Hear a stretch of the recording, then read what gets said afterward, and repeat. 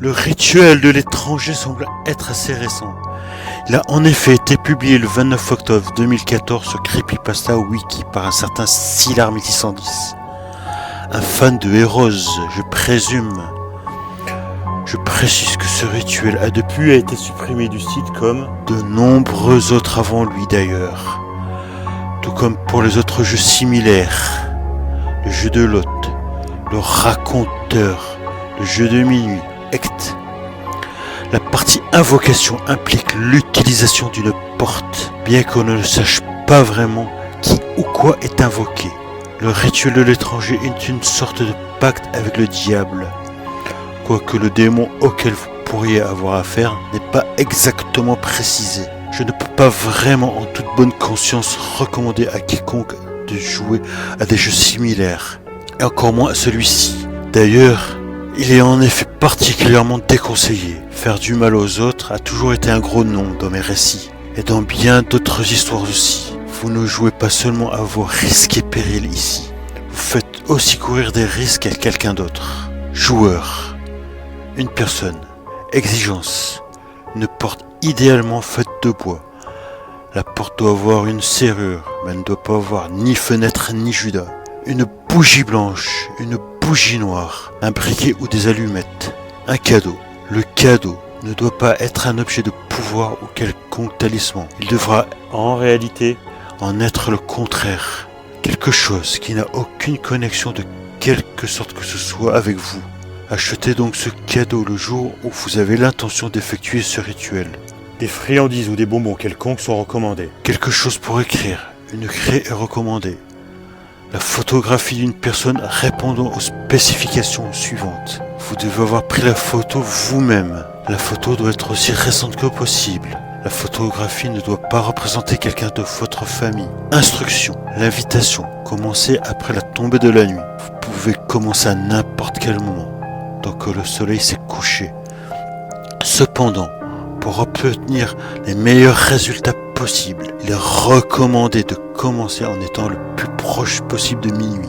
Assurez-vous d'être seul dans le lieu où aura lieu le rituel. Fermez toutes les fenêtres, tirez tous les rideaux, couvrez tous les miroirs et éteignez les lumières. Gardez la photographie sur vous. Fermez la porte avec ce que vous avez pris pour écrire. Inscrivez-y le mot étranger. Placez les 2 bougies de chaque côté de la porte. Quelle couleur est placée de quel côté n'a aucune importance. Allumez-les avec votre briquet ou vos allumettes. Placez le cadeau en face de la porte. Si elle s'ouvre vers l'intérieur, assurez-vous également que le cadeau soit suffisamment éloigné pour qu'il ne soit pas touché ou renversé lorsqu'elle s'ouvrira. Frappez à la porte 3 fois. Attendez. Si vous n'entendez qu'un silence pesant dans la pièce, ne continuez pas. Essuyez le mot inscrit sur la porte, verrouillez-la et soufflez les bougies. Attendez jusqu'au lever du soleil. Après celui-ci, vous pourrez déverrouiller et ouvrir la porte. Si vous entendez 3 coups venant de l'autre côté de la porte, vous pouvez continuer. Ouvrez la porte légèrement, pas plus d'1 pouce ou 2, mais ne regardez pas à l'extérieur. Après avoir fait ceci, tournez-vous et placez-vous dos au bâton ainsi qu'au cadeau. Échangez cadeau. Derrière vous, la porte s'ouvrira complètement. Vous sentirez alors une présence.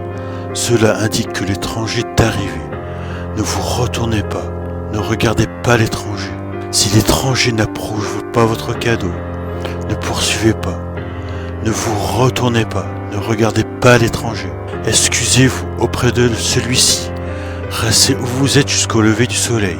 Si, pour une quelconque raison, vous ne souhaitez pas continuer à ce stade, présentez des excuses à l'étranger et demandez-lui poliment de partir. La porte se fermera et vous pourrez vous retourner, essuyer le mot inscrit sur celle-ci, la verrouiller et souffler les bougies. Attendez jusqu'au lever du soleil. Ne déverrouillez pas la porte avant que le soleil se lève. S'il approuve votre cadeau, il vous demandera un nom. Regardez votre photo et dites à voix haute le nom de la personne qu'elle représente. Attendez, vous entendrez alors la porte se fermer et la présence de l'étranger disparaîtra. Une fois le bâton fermé et la présence évaporée, retournez-vous. Votre cadeau ne devrait être plus présent. Essuyez le mot inscrit sur la porte. Verrouillez-la et soufflez les bougies. attendez jusqu'au lever du soleil. Ne la déverrouillez pas avant que le soleil ne se lève. Brûlez la photo dès que possible. Ne négligez pas cette étape. Les résultats. Gardez un œil sur la rubrique nécrologique au cours des 3 prochains jours. Si vous voyez apparaître le nom que vous avez donné à l'étranger, le rituel peut être considéré comme un succès, dans la mesure où n'importe quel rituel de ce genre pourrait être considéré comme un succès. Alors, note complémentaire, tant que vous ne vous retournez pas ou regardez pas l'étranger, vous n'avez rien à craindre. C'est votre invité et en tant que tel, il ne vous nuira pas. Cependant, si l'étranger n'approuve pas votre cadeau ou si vous choisissez d'abandonner le rituel après l'arrivée de l'entité, il est recommandé de ne plus tenter d'accomplir ce rituel dans le futur. Plus jamais, l'étranger serait mécontent de vous. Après l'arrivée de l'étranger, il est impératif que vous ne vous retourniez pas ou que vous ne le regardiez pas. Les conséquences peuvent varier d'une personne à une autre, mais au mieux, l'étranger ne partira jamais. Concernant la photo, n'oubliez pas de la brûler.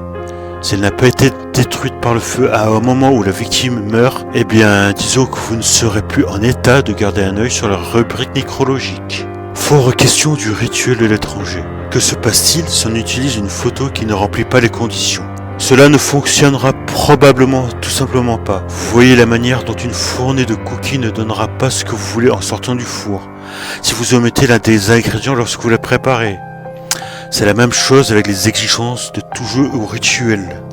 Que se passe-t-il une fois que l'étranger est parti avec le cadeau et le nom de la personne ?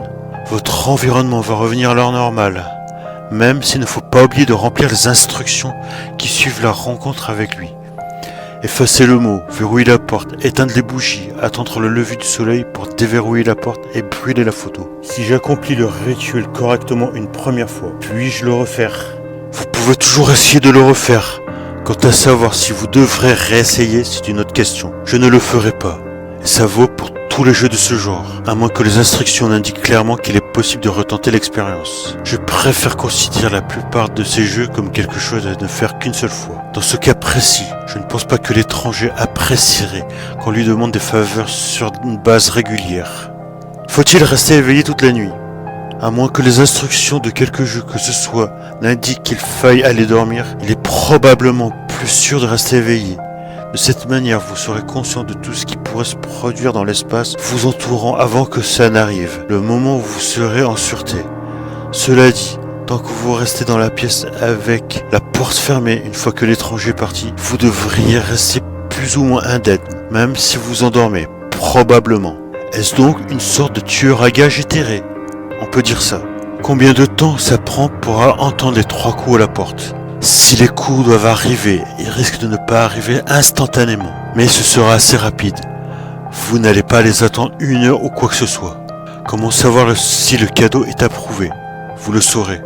Que faire si la porte n'a pas de verrou ? Ne réalisez pas le rituel. Les instructions stipulent que la porte doit avoir un verrou. Donc si ce n'est pas le cas, au mieux, le rituel ne fonctionnera pas. Au pire, eh bien disons que le verrou est là pour une raison.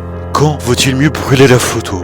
Faut-il attendre le matin ou est-il possible de brûler immédiatement après avoir éteint les bougies et effacé le nom ? Je pense qu'il faut attendre le lever du soleil. J'ai toujours vu cette étape comme étant la dernière. Après avoir verrouillé la porte, éteint les bougies, effacé le nom, attendu que le soleil se lève et déverrouille la porte. Est-il possible d'utiliser une photo numérique de la personne ?